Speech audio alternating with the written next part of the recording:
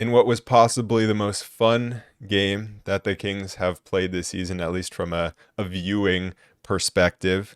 The Kings go into Memphis on the third game of a three-game road trip and take down the Grizzlies 123-92. Just wire-to-wire dominance, really, in this one.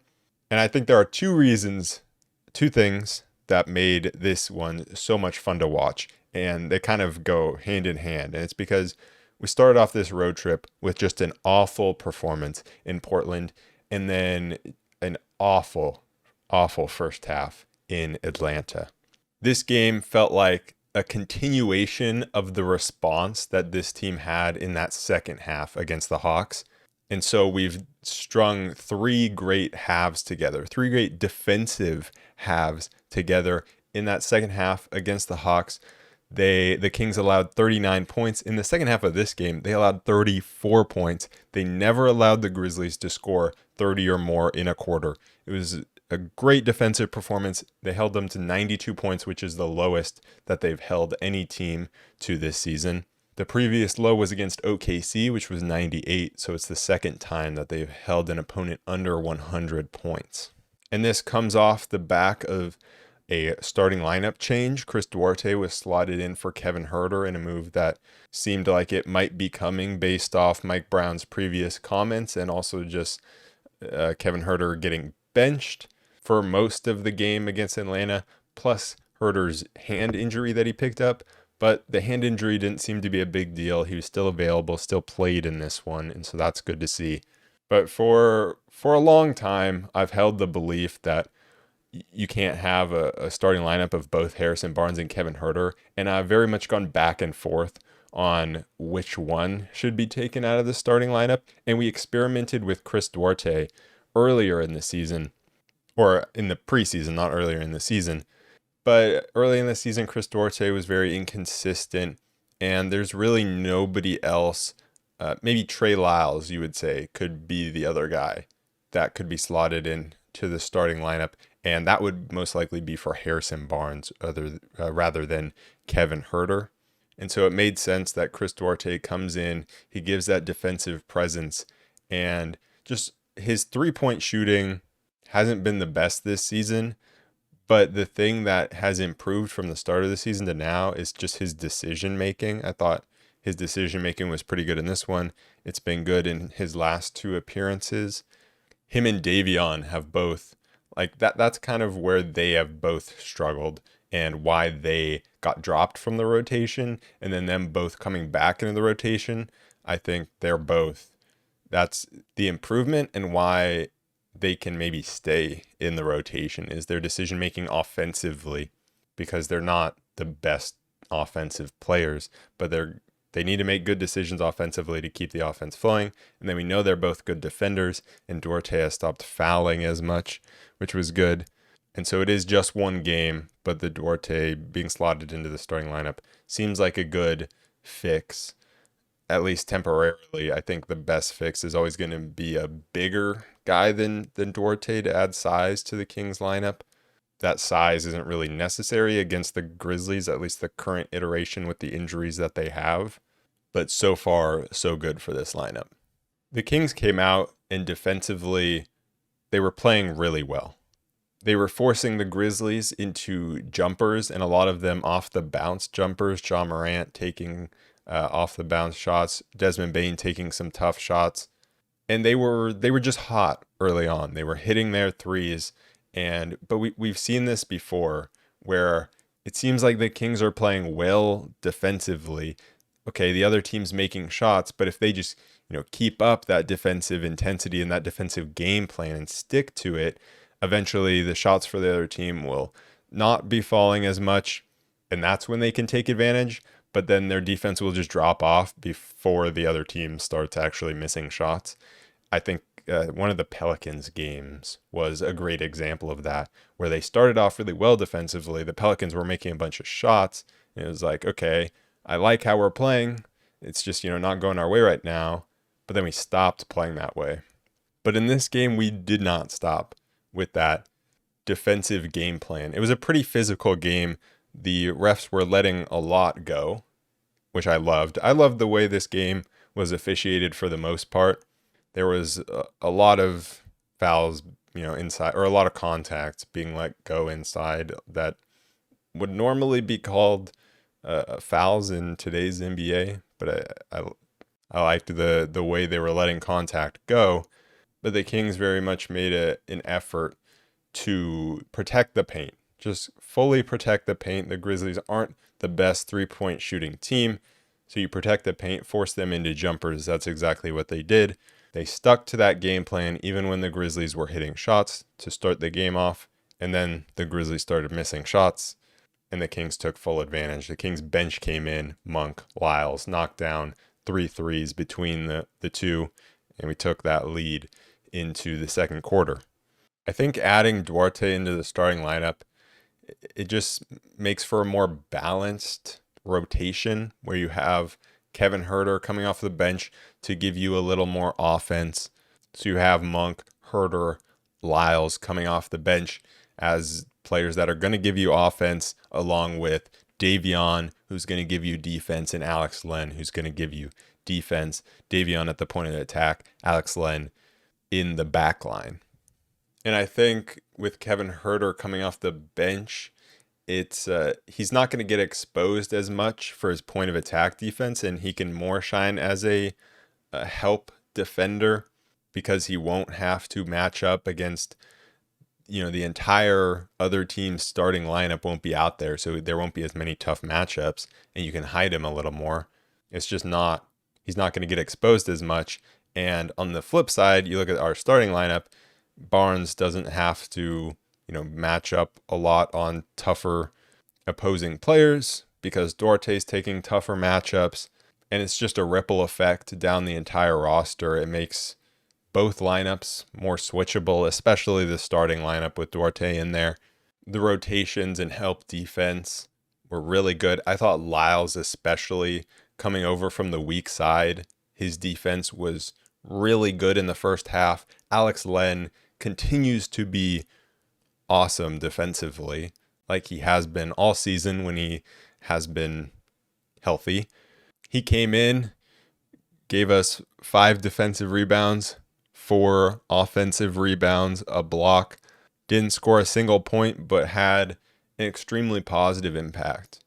And then you look at garbage time when JaVale McGee comes in, and you got, for some reason, JaVale calling for it in the post and then whipping a pass baseline. It goes out of bounds, but then he comes back down, gets a block, and he's just, he fouls a guy. It's just like, I'm glad that chaos isn't in the normal rotation anymore. Like, I'm fine having JaVale as a third string, the break glass in case of emergency guy. Like, I think that's good to have. But Alex Len is just so much better at playing his role and providing a stabilizing force and that rim protection that we need. I think the kind of story of this game was the Kings withstanding the run in the first quarter from the Grizzlies. They withstood it well, the hot shooting. Then the Kings started shooting well with that bench unit coming in. The defense was amazing in the second quarter. Malik Monk and Trey Lyles were carrying the offense from off the bench. And then from there, the Kings got a lead. And because they were playing well defensively, it made it very easy to hold that big lead, which is something that we can't normally say. Usually when we get a lead, I'm still extremely worried that that big run from the other team is coming, that the defense is going to switch off, that the Grizzlies were, going to start just getting inside and getting to the foul line. And there definitely was a stretch at the end of the second quarter where the defense dropped off, the help defense wasn't getting there in time. John Morant got to the foul line a few times. Marcus Smart was getting inside and getting some just really short jump shots and little floaters inside that he was knocking down. But I think that was the only poor defensive part of this game. And it was nice to see that even when the offense did stagnate a bit, we were still able to maintain that lead because of the defense. In the third quarter, to start it off, our offense, well, at the very start, it was good to get us a pretty big lead. But then it kind of cooled down. It felt like we weren't really taking advantage of our opportunity, but we forced the Grizzlies to go 0 for 8 from the field. And it might have been even longer than that, but that's when I noticed that they still hadn't made a shot. And that defense then, bought time for the offense to kind of find its groove again. Sabonis dominated this game. Like, the Grizzlies are really missing Steven Adams. Steven Adams would have been so key for them in this game. I've been talking about the last 3 games for the Kings. They kind of struggled on the defensive glass. Were allowing offensive rebounds, even though, they had coming in had been the best defensive rebounding team. Well, the numbers for, defensive rebounding probably look a lot better after this game, where we allowed 1 offensive rebound. The Grizzlies went 30 for 82 from the field, shooting 36.6%, and somehow only got 1 offensive rebound. That is insane. That is an insane defensive rebounding rate for the Kings. Sabonis had 15 rebounds by halftime. He was gobbling them all up. And you look at the Grizzlies front line, you have Bismack Biyombo, not a particularly big guy, a solid rebounder, but not a super big guy. And then you have Jaren Jackson Jr., who is kind of known for his poor rebounding, even as a very big guy.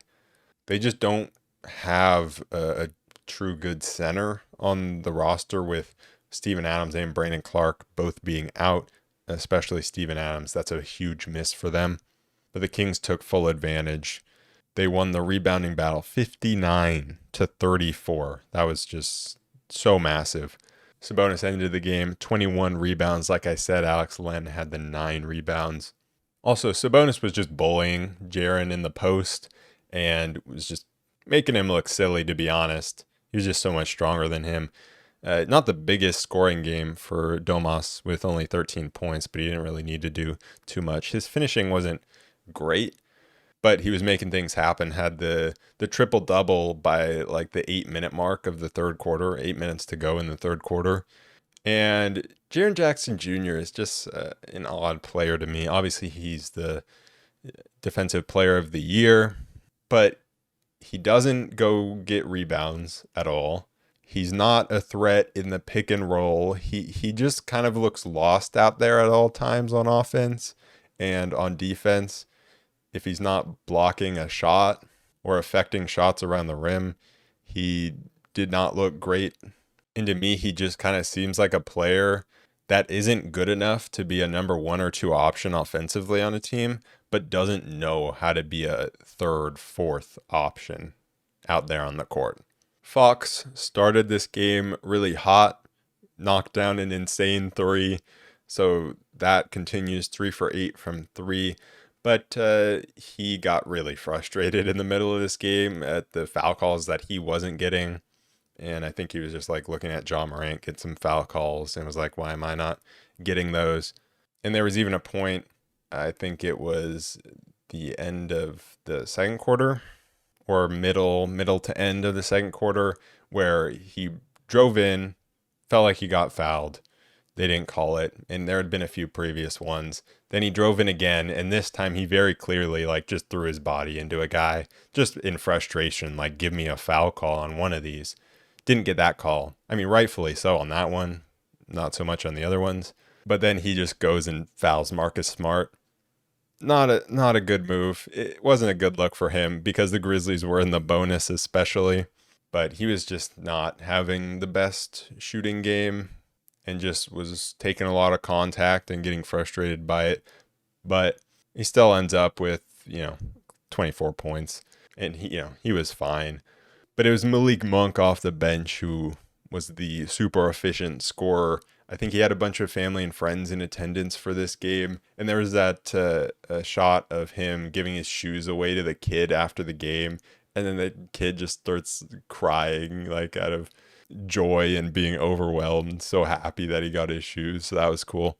But Monk came in, did his thing, just hitting some pretty ridiculous 3-point shots. Had some pretty ridiculous finishes, a really nice and one, 10 for 13 from the field, 4 for 5 from 3. 27 points, 5 assists. And he did that all in just 21 minutes, which is insane. Lyles off the bench, had a great shooting game, 3 for 3 from 3, 4 for 4 from the field, 12 points. And I think for him, there were so many moments where it felt like he was going to shoot. And usually when he's on fire from 3, he just keeps letting them go. But he stayed within himself and made the correct decisions, which I was very happy with. He didn't force anything, shooting 100% from the floor, which I just feel like we don't normally see for him. So I think that was an improvement for him. Barnes and Keegan were solid, just kind of quiet games, but efficient and just did what they needed to do.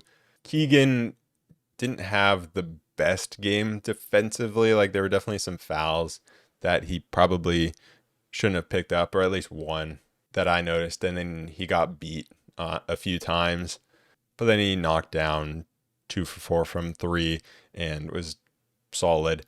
One thing I have noticed with him is when Sabonis has the ball down in the low post, like the Grizzlies came and doubled. So he cuts, he's opposite wing. He cuts straight through the lane, like right towards Sabonis to the rim. And Sabonis tries to feed a pass. And like, no, it wasn't the best pass, but it was low. But Keegan can never come up with those. Like his hands are not great. Like even when the ball is going to his chest, it seems like he doesn't catch him when he's making that cut through the lane. He's good at catching it when the ball kind of gets lofted over the top, when Sabonis has it out at the 3-point line or in the high post. But when Sabonis is in the low post feeding it to him, he just never seems to catch the ball. Just an odd thing that I've noticed. I'm interested to see how Barnes continues to play if Huerter continues to not be in the starting lineup. Because like I said earlier, I've always been of the mind that you can't start both Huerter and Barnes. But now that Huerter isn't starting, does that free up more shots for Barnes? Because Duarte is not going to be taking as many. Maybe it'll get Barnes more involved in the offense, and maybe he won't have to take on as big of a load defensively. And so I think it could be good for him. And I also talked about last game how normally the first play of the game is drawn up for Kevin Huerter, and that maybe if he was going to be out, which he wasn't out, but he's on the bench, that maybe it would be going to Keegan to get him more involved early. And that's exactly what happened. They gave it to him. He was being guarded by Desmond Bane, and Bane does not have very long arms. If you know anything about Desmond Bane, it's probably that he has T-Rex arms, just not big enough to guard Keegan Murray, so he rises up over him and makes a midi. A very good start. He didn't have the biggest offensive game, like took one of those middies again, missed it, didn't have a great game in terms of shooting and creating for himself within the 3-point line, but it wasn't a bad game for him either. And I guess I haven't really talked about, I've talked about Kevin Huerter coming off the bench a lot and what that means for the lineups, but I didn't actually talk about how he played. And so he came in that first half. I thought he forced a few shots, didn't look, kind of just looked like he has looked for the past however long, month or two. He also got matched up on Ja Morant a few times. And like we were trying to match him up on Ja Morant. I didn't understand that. That's not on him. He cannot guard Ja. And, I just don't understand why that was the matchup. He tried to keep him in front of him and had some moments of doing that, but I just didn't understand that. But he got it going a little more in the second half. He didn't come in until late in the third quarter, but he came in and created a shot for himself inside to end that quarter off and to put the Kings up 22. That was a nice just momentum shot for the Kings. And then he came was stayed in for the fourth quarter and came around and hit a movement catch and shoot corner 3. Looked good. And then he was fighting for scraps inside and cutting to the basket to get a few. So he ended with 9 points. He's still, there's still some shots that just look really off. Still a few misses around the rim. Went 4 for 9. But there were some positives. And there was especially one defensive possession that I loved, and he was a part of it. So it was in the fourth quarter. Domantas Sabonis got matched up on Desmond Bane, and he kept Bane in front of him, did a great job of denying anything there. So then the ball gets passed out, I think, to Bismack Biyombo. And so Huerter immediately recognizes Biyombo has it out at the three-point line. I need to deny Ja Morant the ball. He did that pretty well, forced him way out. Ja eventually gets the ball. And so obviously this isn't a good matchup. And he's not going to stay in front of Ja. But what he did a great job of not giving up the middle of the court, forcing him one way, straight into the help. Malik Monk did a great job of being there on the rotation, knowing what was going to happen. And Malik Monk was there for the contest, and Ja missed. And it was just a beautiful defensive possession where they implemented a game plan really well, and they stuck to their principles. And I know Mike Brown probably just loved that defensive possession. And those types of things they were doing all night, and it was fun to watch. The guys that I especially noticed defensively were Sabonis contesting at the rim, but Lyles was rotating super well. Monk was rotating well. Duarte was rotating well, and his rebounding was really good. And it was a team performance on the defensive glass. I mean, it has to be for you to only allow one offensive rebound. And then Alex Len did a great job. There was one possession where he had to, or actually there was two possessions in a row that I really liked for him. Also in the fourth quarter where he defended really well down low.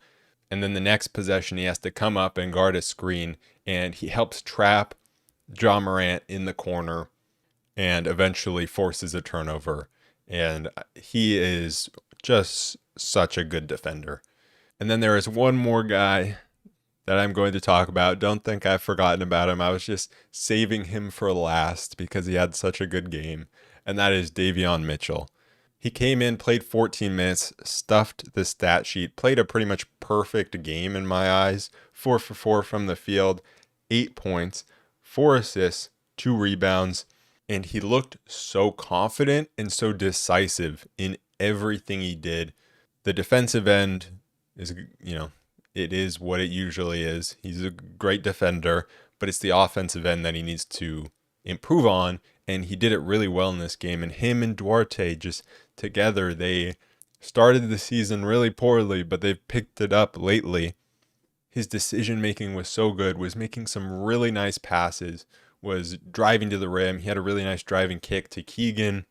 He had that great play in transition. It was the type of play in transition that the Kings have been messing up all season. So to see him be the one to do it well was awesome to see, where it's a 3-on-2 for the Kings, and he goes to the paint, but is patient, waits for the defender to come to him, then lobs it up to Monk for the oop. He also had some great finishes inside. So just an all-around really good game for him. Now, he still, he needs to be able to hit threes to truly make a great impact on the game and to truly establish himself as a permanent rotational player. And he didn't take a three in this one. There weren't any that I remember that he passed up that were good looks. It just, it didn't happen. So that's fine. But just in the future, he will still need to knock down threes at a good rate, but everything else offensively I thought was perfect from him. And I really want him to succeed because I've talked about it before. He's one of my favorite players to watch, just defensively, the way he stays in front of guys and the way he can bring a crowd to its feet just from his on-ball defense. Not many guys in the NBA can do that. And so I want him to succeed offensively so badly. Some random just plays that I thought were noteworthy that I liked. Sabonis, nice turnaround, fadeaway jump shot. We've been seeing that more and more for him. Loved that.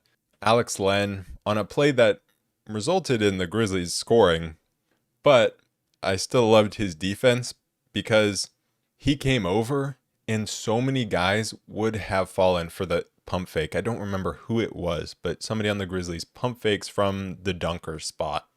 Like, if JaVale McGee is in there, that is 100% him just jumping at that, fouling him, right? But Alex Len stays down and stays vertical and plays solid defense, and it resulted in a score still, but I still loved that from him.